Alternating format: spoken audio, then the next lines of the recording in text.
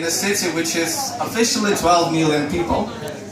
And there was some stupid story once there. I got on the train, I got there, it was really crowded.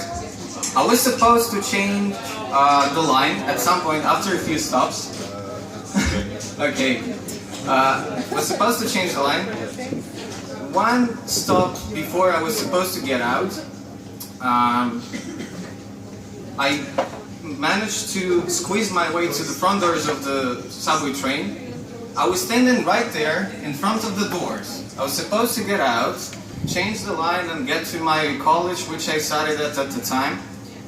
Okay, we arrived at the station, the doors open, and right there, I'm about to get out. I just make this small movement, and the crowd right in front of me just pushes me back in. So, well, luckily I was able to change the line one stop afterwards, but that was a big bummer. And there are some really goofy things you can observe in metro. Once on the subway station in my city, I saw two dogs humping, and it got even more gross than that. They were stuck because apparently one dog was a bit young and experienced that for the first time. Another crazy thing I observed was in the metro in Berlin. So during rush hour, a lot of people around. It's in the morning, and one guy which looked like a junkie, young and so on, just walked like I don't know, handicapped or whatever, mentally ill, and smoking cigarettes inside the metro, just walking like crazy, and nobody paid attention. Right. One crazy thing that also happens to me in metro, it was first week of college, and we gathered with friends, with the group mates, in the backyard of the same college. We drank quite a bit. We got really happy, really merry, in a good mood. But it was in the middle of the day. It was right after lunchtime. And so everybody was going back home by metro. And at some point I was standing there in front of people sitting down, hanging there in the middle of the wagon. And suddenly I felt quite a bit sick. So all I remember from that episode was that there were two middle-aged ladies looking at me in the panic mode. They just quickly exchanged views onto another and just escaped. And they were lucky. But that day doesn't end there.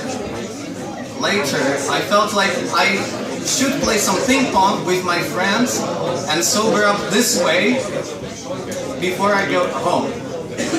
So I called him, we met at our home district, but unfortunately I had to lie on the bench for a little while.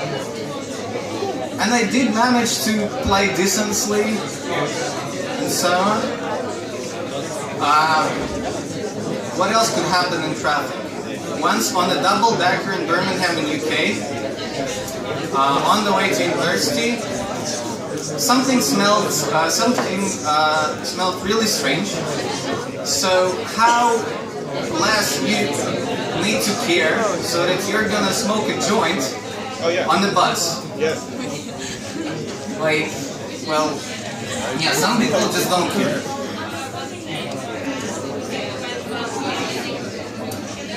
The pot thing also leads to another story of my life. I once spent a weekend in Amsterdam. We all know what could happen. But I didn't smoke that much there. But because I wasn't sure until the very last moment that I would go there, I didn't book a hotel or a hostel or anything. So me and my friends were walking around downtown in Amsterdam trying to find me a place. And somehow everything was booked. Even a Christian pensionate in the red light district was fully booked that weekend.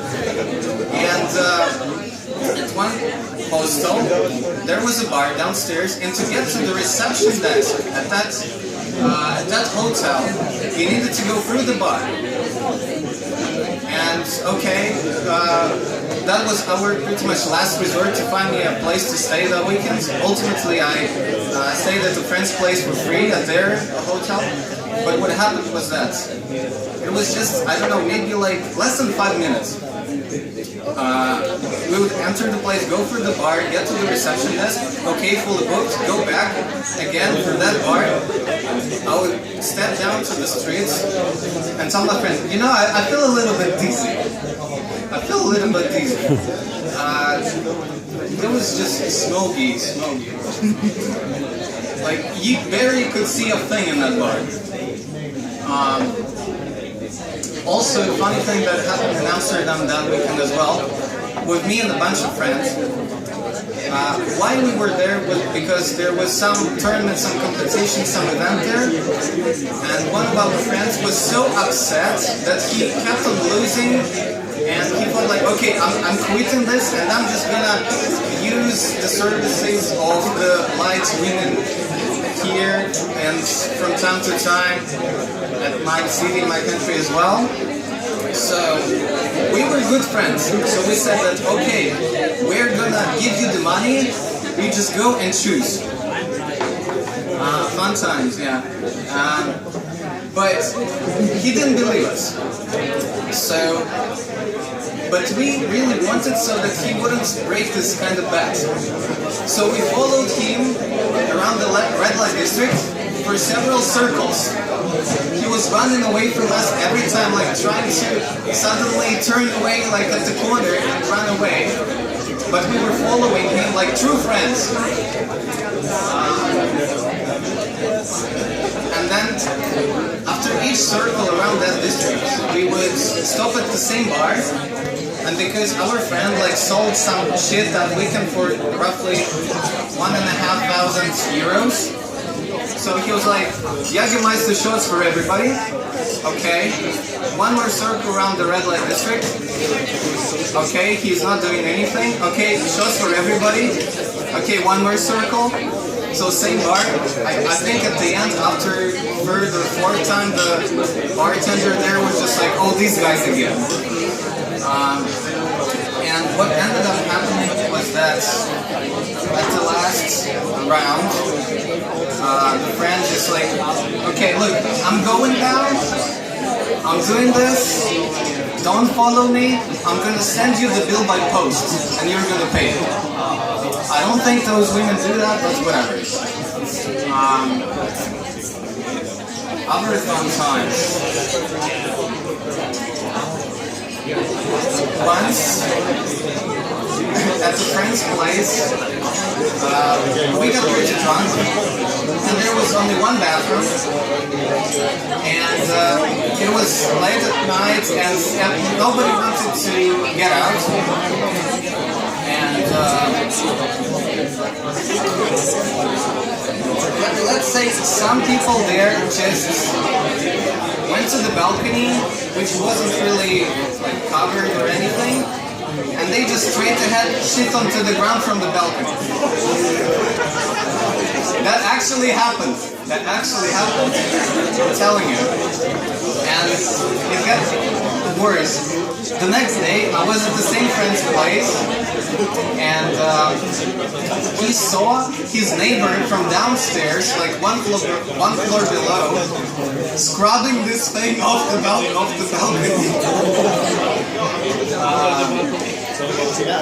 The same guy, like there are a couple more movie stories. Once, like, I was late, I wasn't drunk.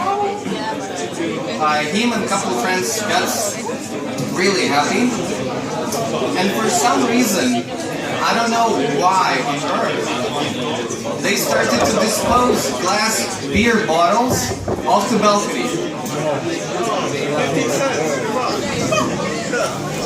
Well, not in that country. Yeah, unfortunately. Yeah, otherwise it would be a real crime, I agree. Yeah. So, after a while, there was a ring on the door, it was police. So what ended up happening, they actually hit some car there downstairs with those glass bottles.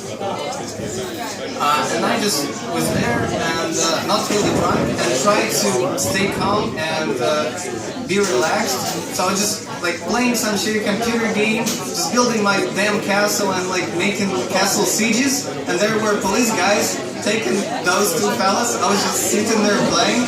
They were like trying to figure out what the fuck happened. And I was just like, oh, okay, I'm done playing. So I grabbed my bag and left. And they probably looked at me but never asked a damn question. With the same friends. So once came close to his place, but outdoors. We had some cocktails, and then it was like, we were like, well, I came here to play some ping pong outdoors. And not only the actual table was metallic, with metallic web. It was raining. We were drunk. There were puddles. There were pools on that table. And we were as happy as hell. Like, that was like our moment of life. So just playing ping pong, like the ping pong ball would be stuck in the pool on the table. And they were like, oh, let's just less people playing.